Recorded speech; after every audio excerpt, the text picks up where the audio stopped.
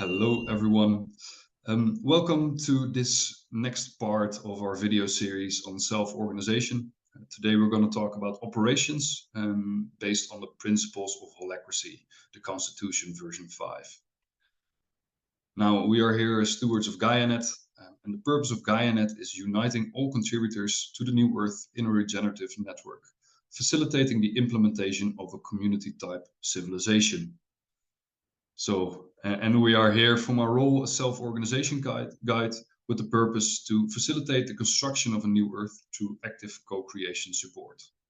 And if you're curious what we're talking about when we're talking about the new Earth and its purpose, we refer you to Aravana, which has defined very clearly what it means to live as a community-type society.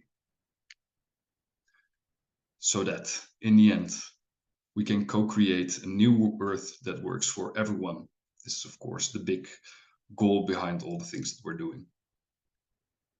Now, in this presentation, we're going to talk about operations. So a couple of things that we're going through is, well, first of all, the definitions. We're going to talk about operations and governance and the difference between those two. The duties that roles and partners have in a self-organizing organization. We're going to talk about tactical meetings, checklists, metrics, projects, tensions, strategies, priorities, and individual initiative. And before we dive in, we want to give some credits to some of the people and organizations that have inspired us greatly in this work. First of all, Holacracy One, which is the founding organization behind Holacracy. And much of the content that you're seeing here in these presentations is, mainly created and inspired by them. Then there's Energized, which is a Dutch organization where I did my Holacracy practitioner training, also taught us a lot. Then we have Julia, one of the founding members of GaiaNet, who is the one that actually introduced us to the principles of holacracy, for which we are forever grateful. And then we had some amazing support from some true elders in this field of self-organization, and people that facilitated our meetings for us to get a lot better as well, like Joao and Jonathan, and then some of the real heavyweights like Tom and Christiani and Joost helping us out and advising us in every way, shape and form that we want. And lastly, of course, GaiaNet, the divine playground where we're able to test and learn about all these methodologies in a safe container that we can actually try things in. And I think what's missing here, but is very relevant for operations also, is Nestor, is the organization that Joost is creating, which is the tool that we are using to self-organize. And yeah, this tool helped us to improve everything massively. So for this presentation, I would also like to give a lot of credits to Nestor. Check it out, nestor.io. Quick disclaimer, this is not an official Holacracy class. So to be clear, we're not certified trainers, and the website states that anyone can use Holacracy and mention that they're using Holacracy, but what we cannot do is sell a training on Holacracy or present ourselves as Holacracy coaches to support others, because only fully licensed and certified individuals may do so. And we have that ambition, yet it's not reality right now, which is also why we're sharing this freely with everyone.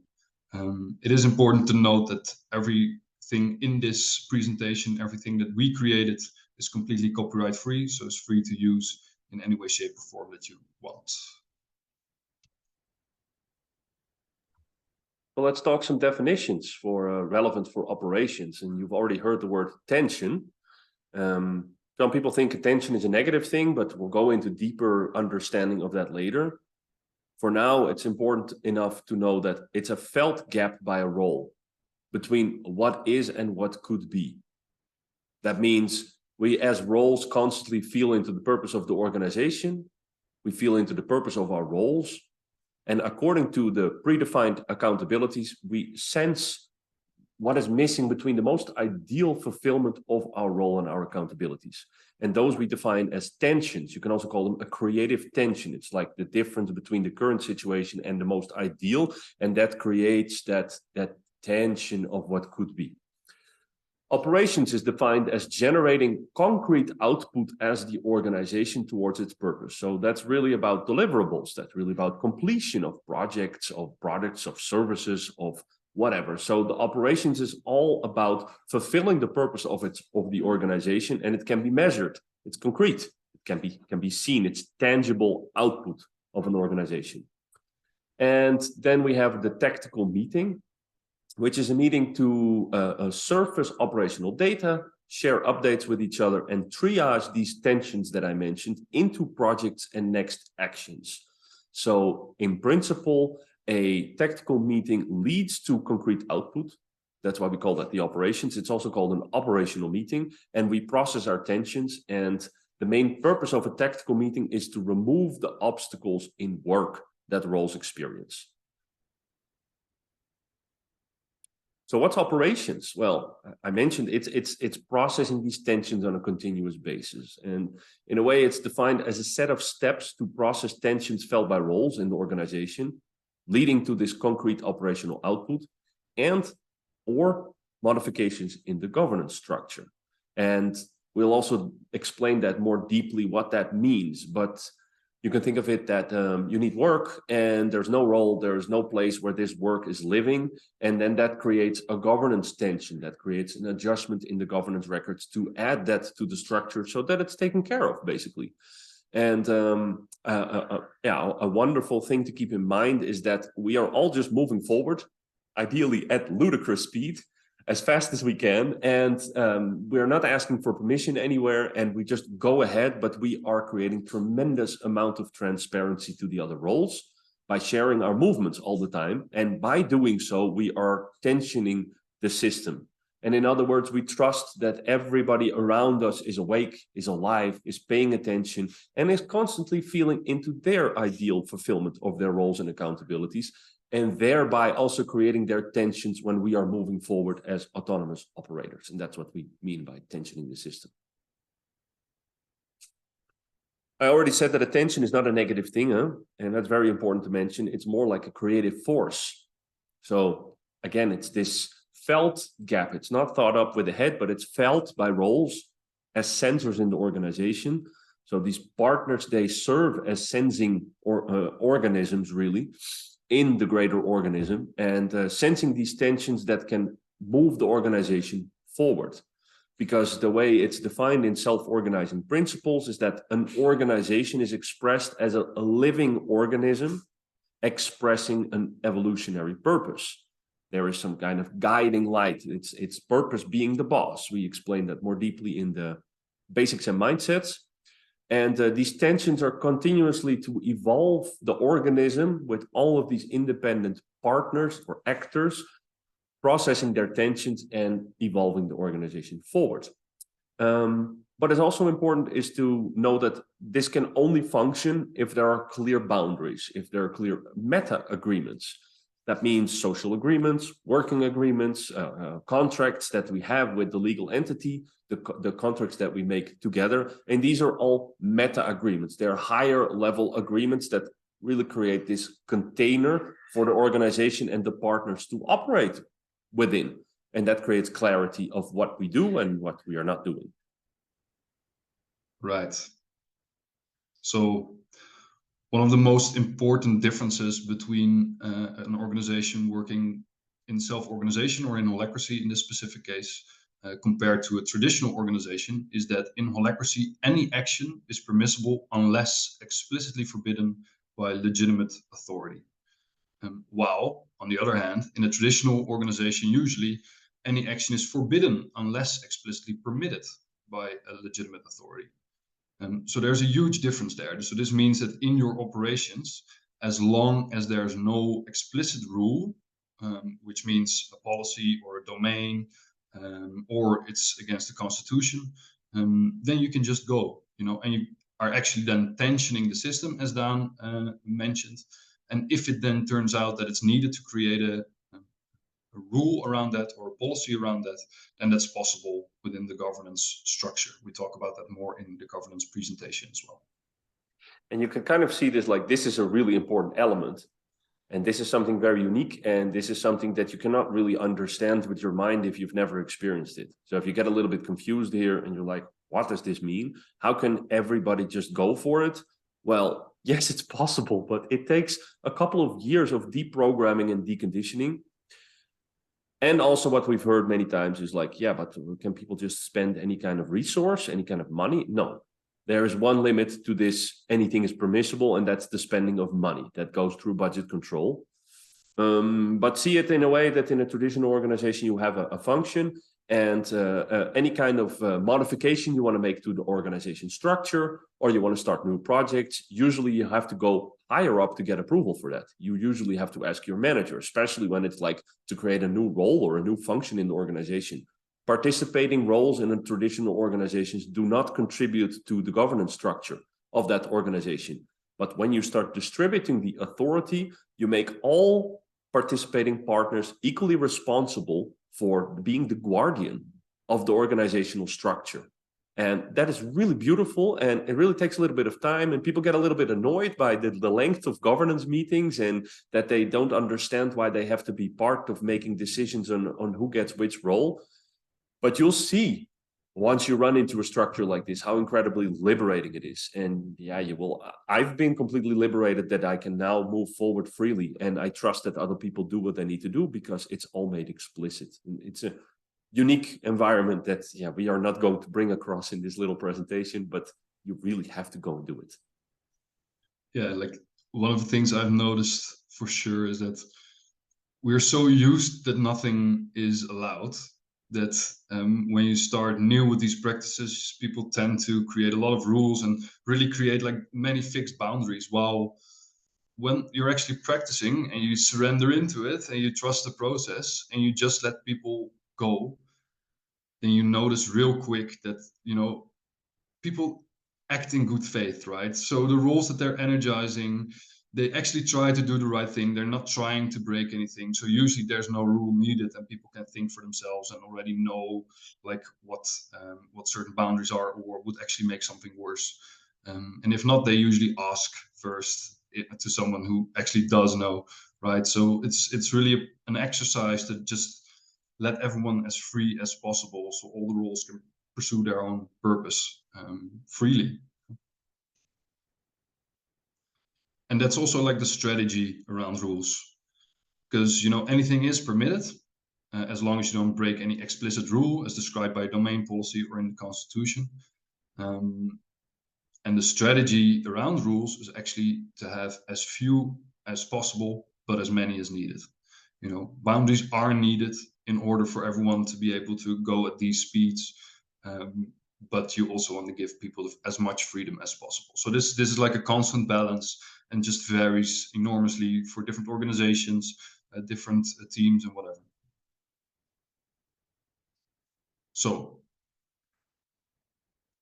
what happens all the time if you're working in an organization is that work comes up, right? You get an email or a call or a message, or you see something.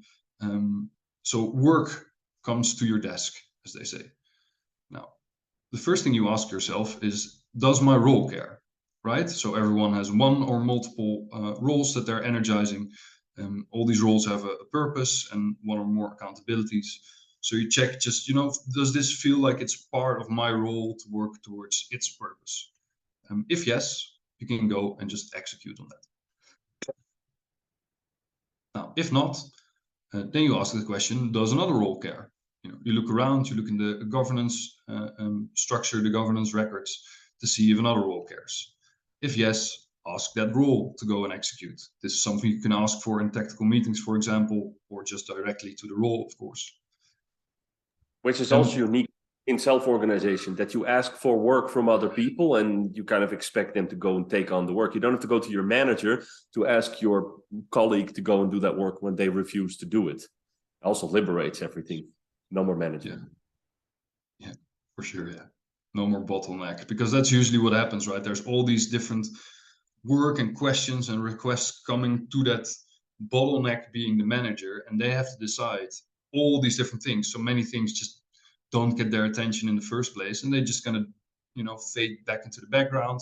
So we lost a lot of work, or we lost some interesting insights on what rules are needed or whatever.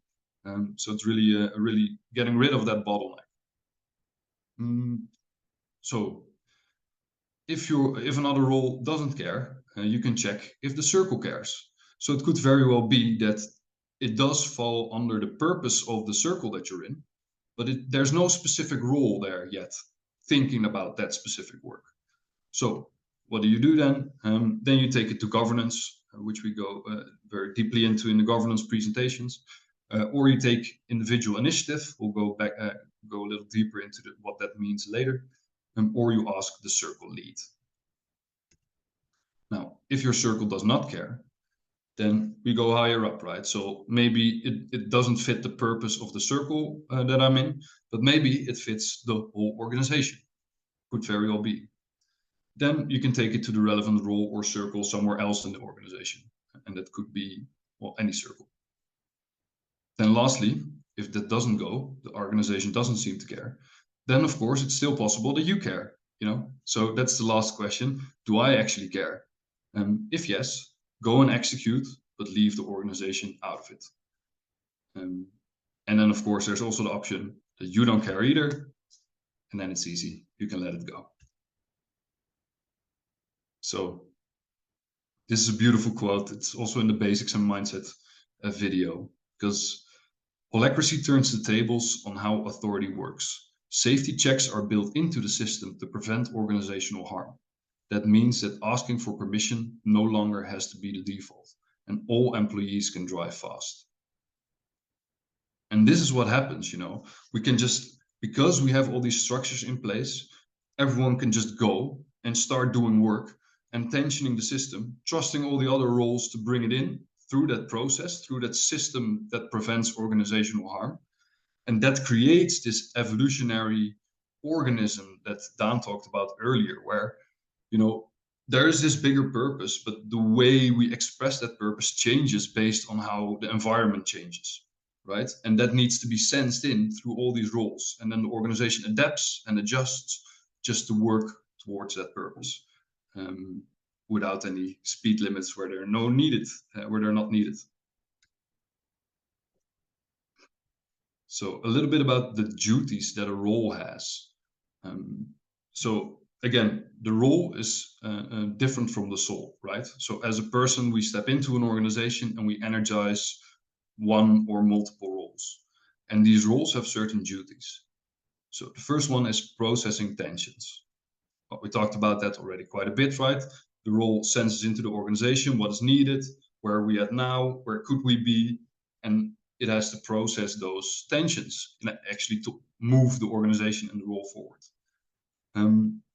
Next one is about processing purpose and accountabilities. What that means is that we regularly look at the role description that we have, and we look at the purpose that we have, we look at the accountabilities that we have, and we determine, like, okay, so based on these tensions that I feel now, what are the next actions? What are the next projects that need to be done in order to move us towards the purpose? Then it's about breaking down projects, you know, in smaller parts, so that we can actually be transparent on the movement and we make it really tension driven. It's about tracking projects, next actions and tensions. Again, this is about the transparency, right? That we all know where we're at with our roles. And of course, executing next actions. All of this is clearly defined in the Constitution, and that's where this information comes from. Yes. Yeah, so we talk more about the Constitution in the organizational structure video as well. And so this is like one of these meta agreements that Daan talked about as well. Now, you're not just a role, right? You step into this organization as a person as well, as a partner. So a partner is someone who is energizing roles in an organization. And that partner, when coming into an organization, has some duties as well. The first is duty of transparency. We talked about that in the previous slide as well. That means that any role can always ask you, what are you doing? What are your next steps and priorities? Just to, like, everyone has to be able to see what you're doing and where you're going in order to be able to coordinate their own work as well as effectively as possible. And I must say, this is very liberating too, because sometimes I wonder, what is everybody doing? Or why are they not taking on my next action? Or we started a project that I felt important and I don't see this project moving forward. I can ask for this transparency, like, what does your day look like? What are you working on at the moment? And I've had this quite a bit.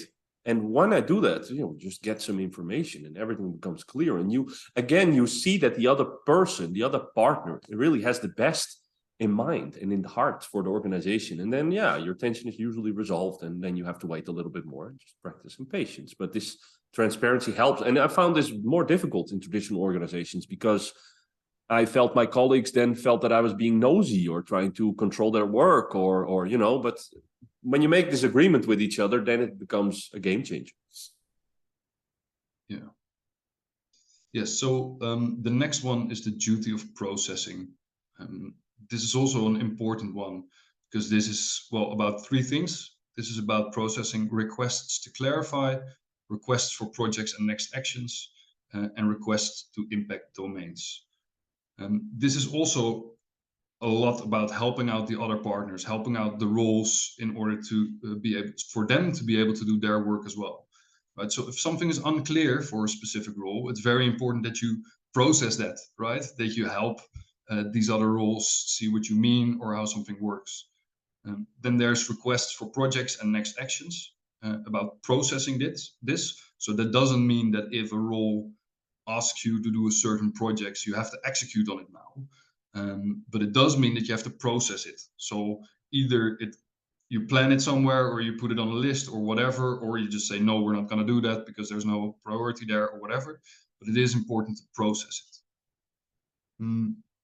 And then requests to impact a domain. Now, we talk about domains as well in the governance presentation. And it could very well be that your role has a domain, which means that you have a certain process or a certain software tool or whatever that's the owner, that you as a role have full ownership over. That means that depending on the policies you set on this domain, other roles cannot use it or edit it or do anything with it. But it could very well be that people actually need to do that in order for their own roles to do their work. So if they have requests on impacting your domain, it is your duty to process that as well. Then there's the duty of prioritization. And this is about processing messages and attending meetings, which is also really important, right? Where if another partner sends you a message or asks you anything, you prioritize that over your own work so that you make sure that all the other roles can keep going as well. And now, again, this does not mean that you have to give a full reply if they answer have some complex question or whatever, but at least that you say, okay, well, let me get back to that then and then. This too, I found such a joy that you commit to each other, really. That also makes an organism as an organization be able to function together. You're not sitting there with different departments, like there's the sales department and the marketing department and their own little tribe, their own little club. And there's usually a lot of tensions between different departments. And then this department wants the other department to do something, but they have different priorities. And then it usually doesn't happen. And it usually leads to a lot of personal conflict in traditional organizations. Whereas in Holacracy, if people are not answering within a certain amount of time and you're getting antsy about it, you're getting impatient, then you can refer them back like, hey, we have this meta agreement, right? So what's happening? Why are you not answering to me? Or you could even go to the circle lead and also ask about the functioning of that person for that role. Is that the right person fitting for that role? But because you have this agreement, people attend the meetings, people also answer back to you much faster than in other forms that I've been used to. And I find this very liberating too. Yeah, you don't have to coerce people, right? Because you can refer to this almost kind of external, neutral playbook that we all signed for. It becomes a lot easier to ask these questions because it's not anymore, like Daan said, me being nosy or me being pushy on someone for work. It's just an agreement we made. And that makes it a lot easier to actually ask for these things as well. Of course, it's important to honor the priorities of a circle, which are set by the circle lead. And what is stated here is deadlines. So this is mostly about giving, there's two parts there. Sometimes there are hard deadlines, right? Because you have to deal with the external world as well. And it is important then that all roles at least try to honor those deadlines. But whenever possible, we work with what is called projections. You can always ask a role for a projection on when they think certain work will be done. And we call that a projection with a reason, right? Because we cannot predict the future, so it's going to be very hard to actually have like this set deadline, because it could be that priorities change, or other things that come up or whatever. And then, and the role is always free to make that decision, because there are sometimes more important things for that role to do, and then that's fine. And then, the projection will change and it just goes to another date. And then lastly, of course, the relational agreements, any interpersonal relational agreements you make, or any contracts, whatever, like the whole meta agreements, that we all honor that as well. Here it's good to mention that Holacracy doesn't state anything about relational agreements other than saying have them in place. But there's a whole world outside of Holacracy, which is important for self-organization, which are, amongst others, these relational agreements, and they fall under people context. But if you don't have them in place, you're going to get into trouble. So it's not enough to only take care of the work, but it's also about, hey, let's say if we have a conflict together, how are we going to deal with that? Also, if I want to get out of the organization, how are we going to deal with that? Or how do I have equity or not? Or do I get a delayed payment? Or there's a lot of things that the person engages with the legal entity that can be put in specific agreements. That's not relational agreements, but they're like working agreements or legal agreements. But this is really between individuals. So also, for example, in Guynet, we have committed to a non-violent way of communicating. That is, we talk from the self, we don't judge, we don't point the finger. That's one of the agreements we have. And the other one is the four agreement of the Toltec wisdom, which is about being impeccable with your word and doing your best. And well, you can think of your own things, of your own relational agreements, how you would like to relate to each other and agree on that before it gets difficult. So the tactical meeting. Within operations, there is one meeting. So basically, Holacracy is actually run on two main principles, which is a tactical meeting to process tensions that are about the operation, and a governance meeting that is to process tensions to make modifications to the governance structures. And here we're going to look at this operational meeting. We have, in every meeting, we have a facilitator, and in this case is responsible for guiding and protecting the process. It's like a referee in sports, which serves the game and not the players.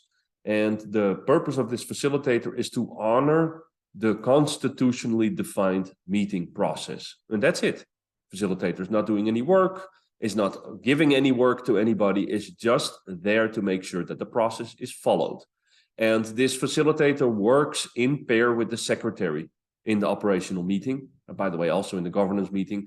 And in this way, the authority is also distributed, but it's not a power holder. That's very important to mention. It's really just like a referee, like a football referee. It's the same. It's just looking if all the players are really playing the games it's intended. For a tactical meeting, all partners are invited that are energizing roles within that particular circle. And I mentioned it before, the purpose is to remove obstacles in your work. So that is to resolve what roles need in this moment. And the tactical meeting is made up of two parts. The first we call the preamble, and the second one, the processing of tensions. And we're going to explain also what is this preamble in the next slides. So what does it look like? It's made up of these 7 points, these 7 items. The first one is a check-in round, is an internal weather report, 1 minute per person. How are you feeling? What's alive for you? Is there something that has really got your attention, and by speaking it out, you can let it go? Then we check some data, some organizational data. You want to share something? Well, just in the check-in round, like how liberating that was already, because there are really 2 types of organizations now. One is like the hardcore build stuff kind of group, right? Like even in traditional organizations, they don't talk about personal things at all. And then there's like the social groups. We're building this community kind of groups that just talk about that and don't really coordinate any work together. And even with this check-in round, that already creates like such a beautiful basis from where we can start coordinating work, because how freeing is it that I actually know beforehand that, someone else in the team had a rough morning and had a fight, or, something went wrong or whatever. And then if they act a little more snappy, for example, then have you an explanation for that. And it's a lot easier to then navigate through certain tensions, especially if they're more sensitive. Indeed. Thank you. So what's next after everybody has let the group know how they're feeling and how they're doing? We go over some basic data. We have a checklist and some metrics. We'll also come back to that. We'll do project updates. So all of the roles explain what is the big changes between the last tactical meeting on their projects. And it could be either no updates or the changes that occurred. And this is the preamble. So items 2, 3, and 4 create an overview of everything that is happening in the organization and all the changes that have occurred since the last meeting. And during that, all the roles are asked to write down tensions, things that they want to know more information about, or they want to clarify themselves, or anything else that's been alive in the week. Usually you've prepared quite some agenda items already before the meeting, but also in the preamble, you can add more items to the agenda. Because that's what we do on the 5th point, is to build an agenda together with all the roles. Also, this is wonderful. Everybody gets to put items on the agenda and they all get processed. So it's unique. It's been a dream for me to work together like this with people. And it's so much fun also to help the other people and also to take place in the middle. We use this video conferencing tool called Circles. And when you have an item, you put yourself in the middle, because that's what we do at item 6. We start to triage all these tensions. You put yourself in the middle and you actually have the whole group at your service. And the facilitator makes sure that what is it that you need in this moment and how can the group help you. So we triage these tensions by dividing the left time over all of the agenda items and make sure we cover them all. Yeah, and like, if you're not going to do anything with self-organization or holacracy or whatever, and you just implement this one, and it seems like such an obvious thing, right? Like, we build an agenda and then we go through the items, but like, that's not how it happens usually. Like, in just the fact that you start off with whatever needs to be talked about in the meeting, then you build the agenda together at that time. You have a list, and you just know, okay, so now we have 2 minutes, 3 minutes per item, because we have a lot of items to process. And when you actually stick to that time, and that's facilitated, well, that's so beautiful. Just the fact that everyone is actually heard, instead of like the what usually happens is like the few most extroverted people just kind of keep shouting at each other while the others just kind of ignore it and, just kind of empty their emails and then everyone goes back to work. There's no real value exchanged, no obstacles resolved or whatever. Yeah, just this alone is already such an amazing little tool to use. Yeah, and the importance here of having the right facilitator who understands to focus on the one tension at a time, really listen what the person needs, and then make sure the person in the middle gets what they need. And not other people start talking about their tensions or their needs and hijacking your agenda item, basically. But you feel so energized and so fulfilled, and all of your obstacles are removed, that it's almost, it's super magical. So once we've processed all of our tensions, this can even be in 1 hour time that we process up to 20 agenda items, and it can really be that much. And often it is with us within GaiaNet. After we've processed everything, we'll go to a closing round. And that's also closing at the personal level, like how's my energy level now? What was useful about this meeting? What can be improved? And it's a continuous learning and improvement point. So this checklist and metrics that happens in the preamble before the project update. Here is just a short definition to clarify what that actually means. Maybe many people don't know what it is. And the purpose of having checklists is to check off recurring items that are mission critical. So things that you don't want to forget in your organization that really need to keep the organization forward. And it's also as a reminder for roles to implement new habits. So it could be like, have you completed all your last actions, or did you, adhere to some new agreement that we made? Or it could be anything to build a new habit for roles. Yeah, what the beauty is that So what happens is the checklist items get read one after the other, and all that the role does is say check or no check. So it could very well be that one of the checklist items is the newsletter is being sent, and the role says no check. Now, what usually happens then is like, people jump in like, why? Or people start to defend themselves or whatever. Like, no, we don't do that. No discussions or whatever. We just say check or no check. And then if somebody actually feels a tension about that, or, something needs to happen around that, you're free to bring it into the agenda after this first part of the meeting. Indeed. And that's the same for the metrics. It's just a mentioning of the data and no discussions. And you can always ask a clarifying question if you don't understand something. But it's not about having a long understanding about it or discussion about it or processing more tension. So these metrics usually also serve as some of these agenda items. And you can think of any relevant numbers about the organization, about the operations, such as a financial status, what's on the bank account, what have we got coming in, what are the costs of this month. But also things of how many leads do we have in our CRM, or how many new members do we have in our community? Do we have more website visitors or less? And again, it's all to just surface data in this preamble. So all of the roles have a full transparency of what's going in the operation. Right. So a little bit about projects. This is where the rubber hits the road, where roles can manifest organizational output with lightning speed. So projects in Holacracy are defined as any specific outcome that requires more than one action to complete. So these can actually be really small as well. They don't have to be like these huge projects. And this is important to mention because often we do associate the word project with something huge, but that's really not the case here. So anything with a specific outcome, that means that it's actually done, after the work being put in, and that requires more than one action, is defined as a project. We can add these projects to whatever software we're working with. So during the tactical meeting, we can update about these projects. And what we do in this update is we share any changes that happened since the last meeting around our project. And this is again with the intention of being fully transparent. So it's always advisable to add all the projects that you're actually active in into the board you're working from, just to make sure that all the other roles can see what you're up to, and maybe able to help you out or deliver input or whatever they need to forward their own work as well. Now, there's no such thing as a group project. What? No group project? I've heard that a lot. What? There's no group project? Yeah, explain.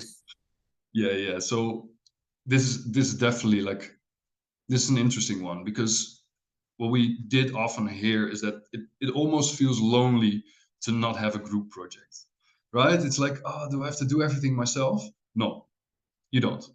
But what is important is that there's one owner, one role is the owner of a specific project.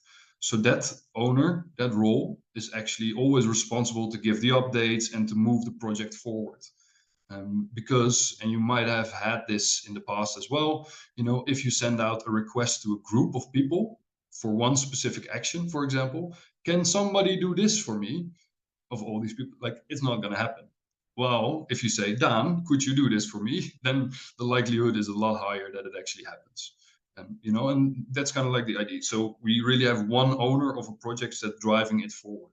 That is not to say that the role has to do all the work. Of course, you can always get help, do things together, but it's just important that there's one person in the end, or one role in the end, responsible to move the project forward. Public projects are different from private projects. So it could very well be that you have specific projects that are really only for your own role, right? For example, I don't know, you're creating an Excel sheet tracking your own specific metrics because you're, trying something out or whatever.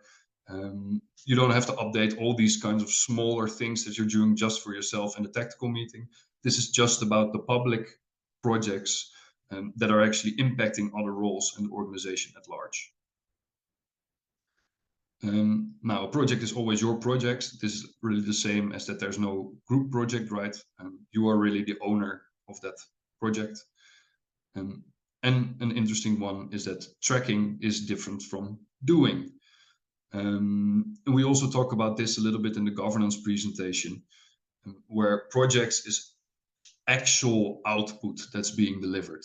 So you're not tracking something, you're not monitoring something. There's no, right? There's an actual action that you're doing, creating something that wasn't there before, actual output. And it's really important to focus on those things. That's also why when we describe a project, we always frame it in a way where it's written down as the deliverable of that project. So the actual thing that is done, that's the name of the project. And when we update from that. Yeah, and this no group project and this that the project is always your project is also something you really have to experience. Because I didn't like this when I first encountered this, because it did feel a little bit lonely, and we were not doing it like this at some point within Guynet. In the beginning, it was quite implicit, and we had projects open and there was names on it, but then that person was asking for permission or approval and waiting for other roles. And yeah, it's not always nice that I'm not always getting the input that I want to move my project forward, but I don't have to wait for anybody anymore, because I don't have to feel guilty that they didn't answer to me, because it's not a group project, right? I get to decide everything. And this is really necessary, I feel, for the distribution of authority in self-organizing structures, that there is one single project owner who pulls it over the finish line, because that person is responsible for giving updates, giving transparency, but also for deciding if the project will continue or not. Because when it's your project, you have the final call. And if you feel like, things have changed, I have other priorities, I'm just going to drop the project. That happens sometimes in our meetings, that the project is no updates. And then we say, yeah, my priorities changed, so I'll just drop the project. And nobody's going to feel hurt about it, because you didn't create it together. It's not a together thing. So it's like independent sensors, and you can always ask for help and you will get the help that you need, but you are the one responsible. And it also brings out this leadership in people. Huh? We find when we help others, when we coordinate others to implement these structures, that it motivates them to take responsibility for their work. And that's also really great. Yeah. And one similar effect is that there's no more hiding as well for people. You know, and this is something like I personally enjoy a lot, because like I have, and I know this is driven from my own emotional pain, but I always feel like I'm the one that has to carry certain projects forward, you know. And you know, there are always people, and I've been that person in other projects as well, that don't really do anything, you know, that just kind of are there as well. You know, and it's never really clear, because there's these groups that work on projects, and then eventually the project is finished, so they probably did something, right? But now, you know, if this is like all super transparent and all these roles have next actions and projects, then it just gets painfully clear what people or what roles are never really delivering on their projects. You know, so this is also both quite confronting for you as a partner in an organization like that, because you know, you kind of see how easy you say yes to certain projects and you just can't keep up, right?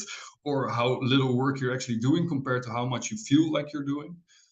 So this all gets super clear and surfaced. And that makes for quite a personal development journey as well in that. It makes the merit of all partners very visible, and that's beautiful. Yeah. It also makes me more proud of people who are delivering more. Yeah. And it's more clear who was responsible for the delivery of that also. And that's also really nice. It's beautiful. So I already talked a little bit about tensions in the beginning of the presentation, that they are this creative force, right? And here you can read it, that they're always felt. It's not something in your mind of the future or a prediction of something that can change in 3 months from now. No. Here and now. What are you feeling right now? What is alive right now for you? When you feel into your role, then which creative force do you feel that you can best contribute to from your roles towards the organizational purpose? So they are this driving force for the evolution of purpose of the organization. And well, some golden tips, rules, whatever you want to call it, just don't wait for anything, and just move, just go for it, you know, and yeah. Oh gosh, it's also so beautiful to see people learn this. That once people get this, and they're not waiting for others or for permission, that they feel really empowered. And it actually creates an all-star team like this. So this don't wait for anything, just move is really profound and really fundamental. And also this maybe seem obvious, but it will take time. Practice. It will take a lot of practice to really liberate yourself and stop waiting for others and stop waiting for approval and just make decisions and take action. Because like what we said before, we are all tensioning the system like this, and we do this tensioning of the system through all this transparency. And if we add good governance, then we also have a lot of trust.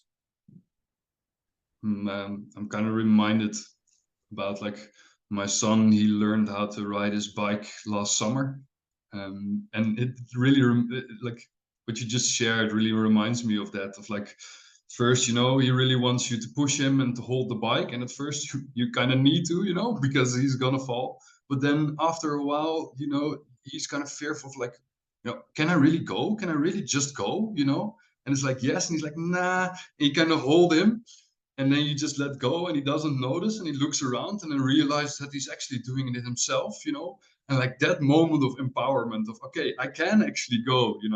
This is it. That's it. That's the one I'm talking about. That's very felt in the moment. Thank you for that story. Yeah. So how do we process our tensions in this second part where we talked about building the agenda, and some people have got tensions prepared beforehand or they come up in the preamble. And that's what is the purpose of the tactical meeting. So it can be used to address any operational need. Again, it's about the tensions that the roles experience, not the partners, not the individuals. We have other spaces and other contexts to process personal tensions, either through the relational agreements that we had or through legal agreements that we had.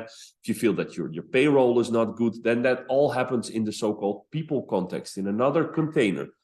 The operations, according to self-organizing principles in this holacracy constitution, is not about the personal tensions, but it's about operational needs. What does my role need to take the next step in its work? And that can be anything. Addressing any operational need can be the sharing of information, can be giving updates, it can be requesting projects and actions, so work from other roles, and it really leads to two outputs only. It really leads to newly started projects and next actions. And it's usually a blend of these things. And again, we already explained, we have a facilitator that honors this process, this tactical meeting process. But it's really simple. It's just these 7 points that you go through. It's no complex, difficult to understand kind of thing. It's very simple. We build the agenda, and the facilitator calls out one by one the agenda items. Floris, what do you need? Put yourself in the middle. Explain the tension. This is what I felt. This is what I need. I either need work or I need some information. Or maybe I would like to get a little mini brainstorm or get some input. Or it could be that I'm working on a bigger piece and I need more information and input from other roles to help me to come to a conclusion, or to help me better define my project, or to build a relationship with another organization. Can be anything. And then you can call for a specific topic meeting. Then you will actually book a meeting outside of the tactical meeting to have a deeper brainstorm. So also know that you don't have to crunch everything that you need just within this one tactical meeting, but you usually call, for the attention of others. Yeah. Yeah, so that's also what like a skilled facilitator does is, you bring in your tension. And then the first thing that the facilitator does is, figure out what is it that you need. That's that first question that he or she asks. So what do you need? And then that already kind of shifts you towards, instead of like this free brainstorming thing, okay, what is it that I need? And then, we only have quite a short time often, depending on the number of items that we have. But usually in our meetings, it is really 2 or 3 minutes per item. And then it is up to the group and the facilitator, and of course, mainly the person standing in the middle, which is the owner of the tension. So it's in the end their responsibility to resolve that tension, to figure out what a next action or project would be to resolve that tension. So it's not about resolving the whole thing in those 2 minutes. It's about just figuring out what's the first next action, or what's the first thing that needs to happen in order to resolve that tension. Exactly. So that could be any of the above mentioned items. That could mean that you have attention and you want some work to be done, but it doesn't fit your role. So you want another role, and you always ask, we always ask the other role, like, hey, does it make sense for your role to pick up a project and to resolve this issue? But it could also be that it's not defined, that it's undefined, that something new has arisen, and you feel that the organization should deliver concrete output towards this tension, but that there is no role or accountability defined. And that's when you request an ongoing expectation from the organization. That's item number 4 here in the right bottom. And that usually leads to a governance tension. So then you bring this, hey, look, we've never sent out a newsletter. It would be really good if we start doing that by now. Let's start a role who takes care of that responsibility. And that tension is then resolved in governance. An adjustment is made in the record. Somebody else starts to energize that role. And whenever that comes up again in technical meetings, it's really clear, hey, the newsletter, okay, that person will take care of the newsletter. And one last thing I want to emphasize in this slide is the word can. So tactical meetings can be used to address any operational need. And why do I emphasize it? You do not have to wait for a tactical meeting in order to resolve your tensions. You know, and actually the better that you get in this whole operational game and this whole holacratic self-organization game, the easier it is to you know, just go and just know what role to ask and resolve the tension outside of the meeting. And then the meeting is freed up for the actual, like, deeper or more complex issues that might require some back and forth between different roles. So it is a container where we can resolve those tensions, but you do not ever have to wait for anything, especially not also for a tactical meeting. Right. A little bit about strategies and priorities. Because strategies in holacracy are different from strategies we know in the traditional organization, let's say. So usually, you know, a strategy is like this, I don't know, 3-year, 5-year plan, maybe a year in some organizations that are very progressive. But they're always like these long-term kind of ways of moving forward and these roadmaps. While a strategy in holacracy is something very different. It's a heuristic tool to prioritize your own work. Now, what does that mean? That means that it's a sentence. It's really a sentence where you take 2 positives, so two things that you actually want as an organization, but you say X is more important than Y, or X even over Y. So, for example, let's say you are creating a specific product which requires a lot of work to have the quality get really good. And as an organization, your strategy is you focus now in the specific situation you're in. Cash flow is more important than quality, for example. Now that's, you know, that's not an easy call. So it always has to be about these 2 things that you really value a lot. And then for the specific state that the organization is in, we say, okay, we now have the strategy, cash flow even over quality. And then as a role, whenever you have to prioritize your work, or you're like, okay, I'm so far ahead with my project, but if I do this, this, and this, then it does get a lot better.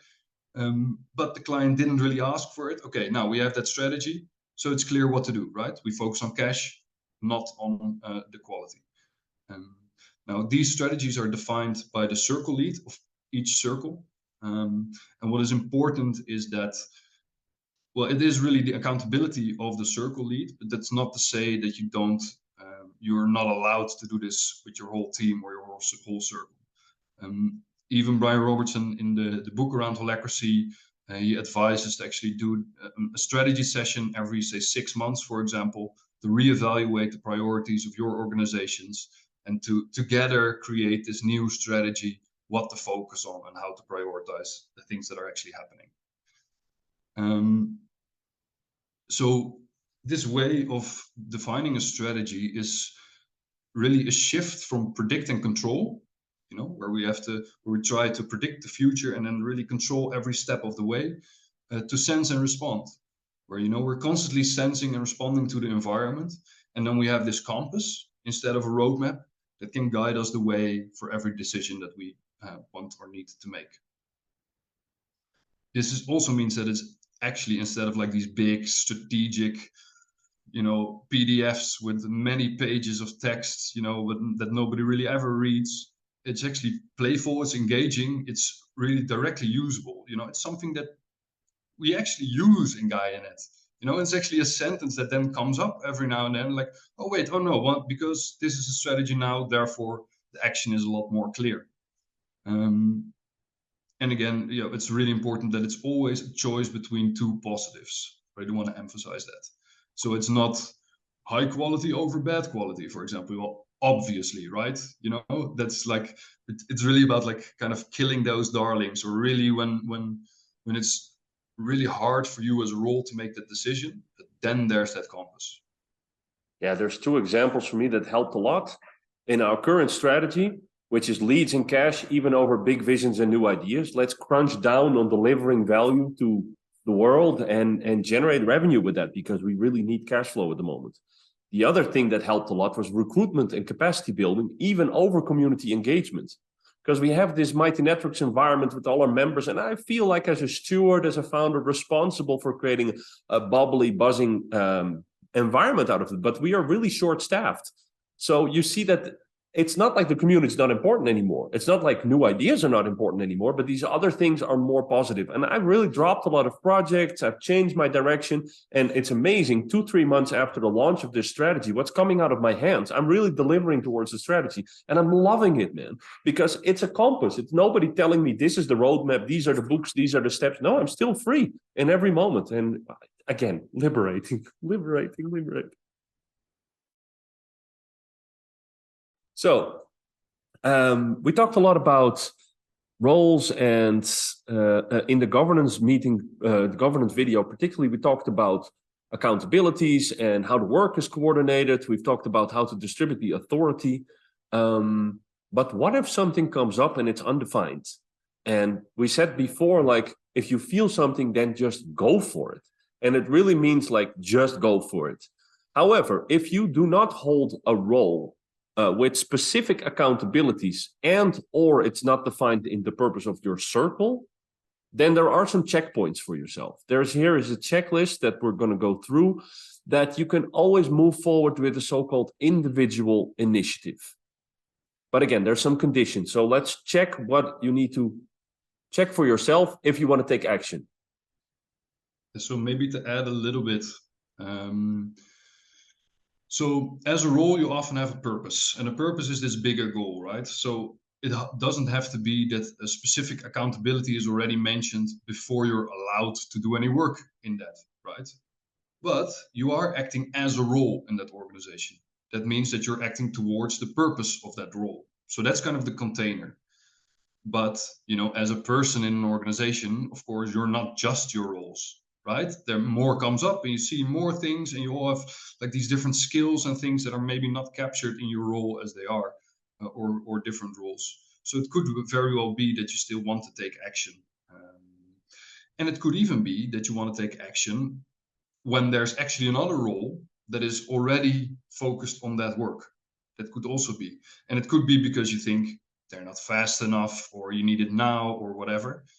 So all these things fall under what is called individual initiative. And there are these four things that you have to abide by. Thanks.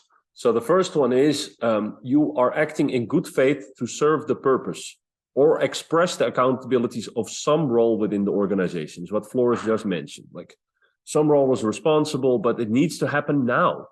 But it is definitely in service of the purpose of the organization. So the second one is then that you believe that your action would resolve or prevent more tensions for the organizations than it would likely create. In other words, you're trying to resolve something now, and you're feeling like if this doesn't happen now, we're in trouble, or other roles will get a lot more work, or we might lose an important client, or, anything that you feel is going to create a bigger problem, a bigger issue, than you going out of the books, basically go a little bit out of the playbook that you have together. And it could also be something really small, right? It doesn't have to even be like something that big. It could also very well be that, for example, in GaiaNet, I'm the domain owner of the website. And Daan kind of knows me, right? And he knows what I'm okay with and whatever. So he knows within specific actions that he might take even though there's a policy there or something, it wouldn't create much tension with me. So it's always up to that role then to kind of make that call of whether it would resolve more tension than it causes. Yeah. So the third one is your action would not commit the organization to any spending beyond what you're already authorized to spend, as in what we shared before. You're not allowed to do everything. There is a limitation of spending money. And that's here. You have a certain budget. And the fourth one is if your action would violate any policies or domains, you believe much value would be lost from delaying to get permission or change governance. And that could also be that, I feel right now that I want to make changes to another domain, like the website that Floris is taking care of. And first of all, I don't think it's going to be a big problem. And I feel that it's important to launch and deliver this now because the momentum is here now. And you just go for it, basically. And again, it's tensioning the system, right? And it's not waiting for permission and sharing full transparency what you are doing at all times. And in this case, if there is a policy or domain for the website and Floris is the domain owner, and I feel that all of these boxes are checked, I will just do the action and I will send him a message. I will let him know, like, hey, today I made these changes in the website, blah, blah, blah. And if Floris really feels from his roles that's damaging, then he can still enforce the policy or remind me of the policy or, as long as there's no permanent harm done, then just go for it, basically. That's what this also means. Yes. Because then Daan's already kind of introducing this question that is very often asked when we're talking about these kinds of practices, which is, okay, nice, you have all these rules explicit and you've written everything down, but what if somebody breaks the rules? What do you do then if you don't have a manager or a leader or whatever that can actually, give somebody a slap on the wrist, let's say? Well, the first thing we do is we check if the expectation that we have is explicit. Could very well be that it's not, that there is actually not a rule yet explicit, but it's just this implicit thing of where you're assuming that we're working in a certain way. And if it's not explicit, well, then that's the first thing, right? Because if it's not explicit, it's not real. That means that the first thing we do is we make it explicit, for example, through the governance process and adding a policy. But let's say that the rule was explicit. Then, of course, the question is, was breaking the rule on purpose? Could be that it's not, people might not know about the policy or whatever. Well, then what you do, of course, is you talk about the rule or expectation with them. Now, it could still be that it actually, yes, was on purpose.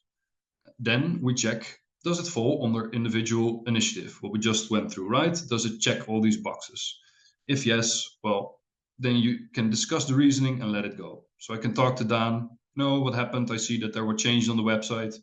Daan mentions why he thinks it is individual initiative. All right, fine, and I can let it go again. But it could be that it does not fall under individual initiative. Now, then the question is, did they know that it's not individual initiative? Because it could be that they don't, right? And then it's actually important to first explain when individual initiative is allowed and what is not allowed, so they know the context then. Then, of course, it could still be that they did know that, and then another system actually kicks in, because now we're getting outside of the realm of holacracy, because then we have to go to people context, where we can give them a warning or fire them, and that completely depends on the type of organization that you're in. Whether you have people on the payroll and even what kind of legal jurisdiction you're in, whether you're in the Netherlands or the United States, for example, that already is a huge difference in what you can do at the end here. So this is completely a people context thing, very important. There are many ideas around that, but it's not covered in holacracy specifically. Yeah, this is what we mentioned earlier in the definitions of these meta agreements. One of the meta agreements is we coordinate all of our work with the holacracy constitution or any other kind of self-organization constitution. And there's a very clear guidebook there. And if people keep breaking the rules of that, then you have to have a higher agreement. That's why it's called a meta agreement, because the work is coordinated here, but that meta agreement is there to serve as the boundaries of the organizations. Can be the relational agreements, can be that somebody is communicating very violently all the time. It's not even concerning the work that you coordinate together.